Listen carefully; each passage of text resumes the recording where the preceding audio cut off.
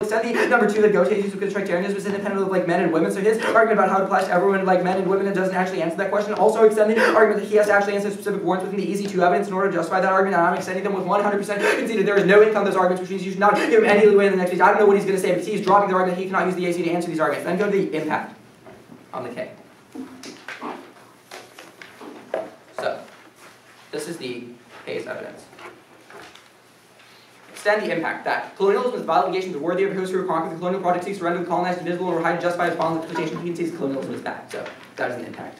Then on the alt. Extend the circuit on 1 evidence that the text of the AC must be destructively read to expose the ideologies within just goes the race, reason, foundations that justify the colonial project. Extend that any terms are solved back with the alt. For example, if healing says the critique and the alt still has a risk of solvency, he's saying the alt is going to make things worse, but he needs a permutation with a net benefit because otherwise the risk of neg offense because in the mimic evidence that the alternatives to reject the motive thing can be open engaged with radical subjectivity. Remember, he just makes this random analytical argument that the majority is still going to dominate over the minority, but that is non-unique. It is happening in the status quo. My argument is that I don't necessarily need solvency from the framework section. I'm just saying that whenever you encounter an instance of when somebody runs this author who is justifying these things, then you as a judge have a responsibility to reject them independently of whether it's going to solve anything in the real world or make it worse. Because my argument is essentially, for example, like a theory argument, even if it's going to be objectively worse, where people are going to like start writing more theory, more abusive theory. If you vote for a theory position, that does not affect your role as a judge in terms of the round of voting for a theory position onto any interpretation, which means the parallel I'm drawing here is very clear when he's not understanding the fact that I don't have to prove the solvency of these arguments. Then on the then his other like warrant for these arguments that we're going to hurt people more because like in my system might be worse. But remember, my alternative has a solvency out of it. You should always prefer the extension of these arguments over random analytics. This is literally like a 30-second argument that he made, but in the 30 seconds he only done in like 1 warrant about how it might make things worse because the majority might still dominate over the minority. But I'm the only person with a risk of solvency because my argument is that we need to deconstruct this philosophy and engage with those voices. So even if we end up dominating them later, that is still much better than what we've been doing right now, which is not even including their voices in the first place. So there's some sort of risk of solvency or marginal risk of solvency at the point where they're including their voices in the first place. So there's a risk that we're going to adopt whatever positions they're going to take. So that gives solvency on that level.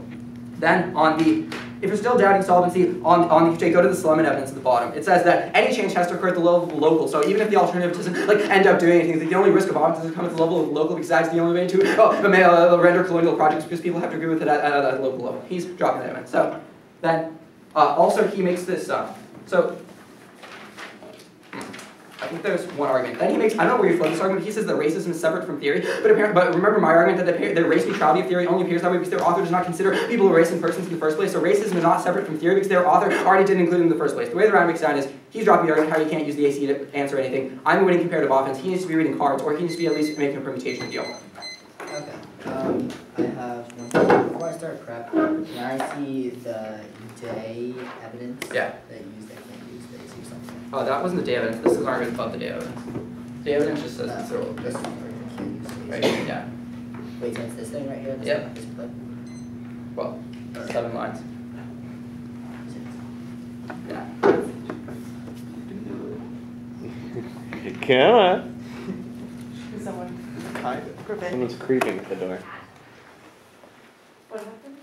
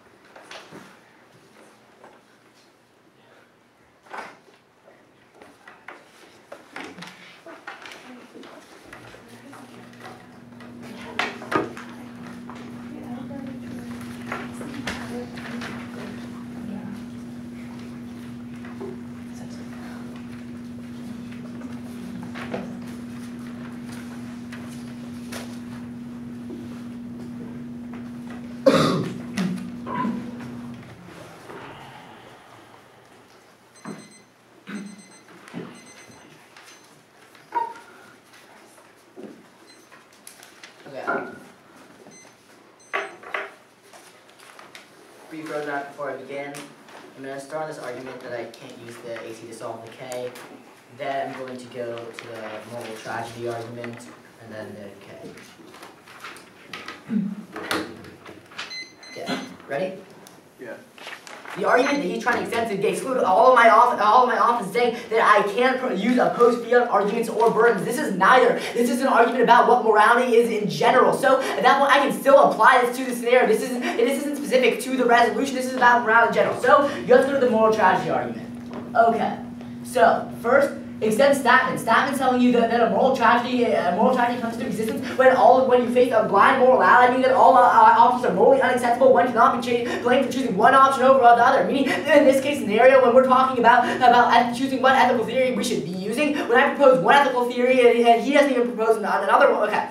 In choosing ethical theories, if all of them are going to be morally impermissible, then choosing any individual one to advocate is morally permissible. So, advocating Godier, even if he proves is morally impermissible, is still morally permissible because all the other actions are impermissible. So, in the case of the moral tragedy, I'm still able to do that. That's a major reason why you're going to be voting for me in the rounds. He majorly mishandles that, but just trying to put this blanket assertion over it. That was like trying to get rid of this with that AC, can't use it to solve the K.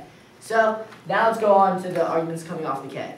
Okay, he's kind of changed his opinion since CX. Now he's saying that it's he's kind of arguing for the majority and taking into account the minority as a type of ethical system of some type of democracy type of ethic. But that's, remember, he actually says across the nation, I don't provide some type of ethical system alternative. So don't evaluate that as an alternative. I just said the thing about the Holocaust and how the majority would be dominating the minority in the last speech, just in case he tried to extrapolate this into something different. So you're not even buying that argument anyway. But remember, okay, let's look how these are going to be functioning in the round. So, first, he's actually going to be binding into his own K because he doesn't propose some type of ethical theory because of the moral tragedy argument. Then that means that he's just the fact that he's not including one, that means that he can't propose one. That is going to be morally permissible under a systematic point. He can't do that. And that means that anything's going to be morally permissible under his system, meaning like colonialism is going to be permissible. Extend the argument across the flow that I said that if you don't provide any type of alternative, that means that any type of action will be permissible. Literally, that's a state of anarchy. I don't use the term anarchy in the last speech. In the last speech, my rhetoric was saying that if you don't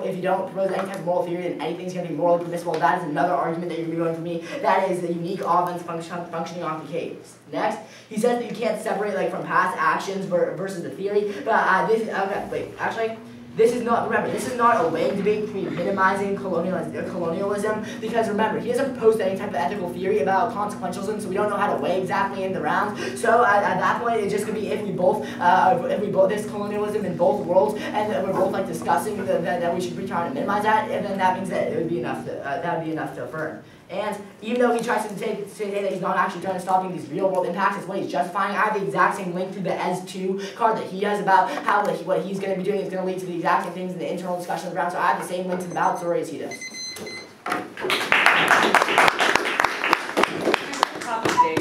Yeah, sure.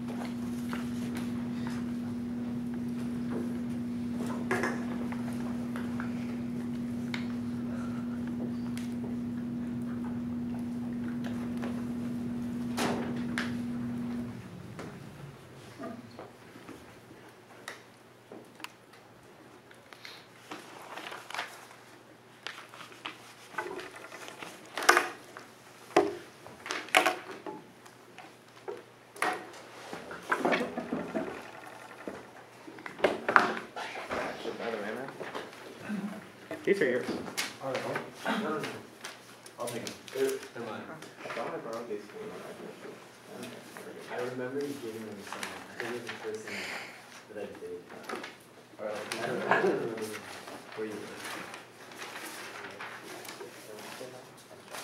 Filled, Pielstick, filled, and Jarvis. And Sam was in it.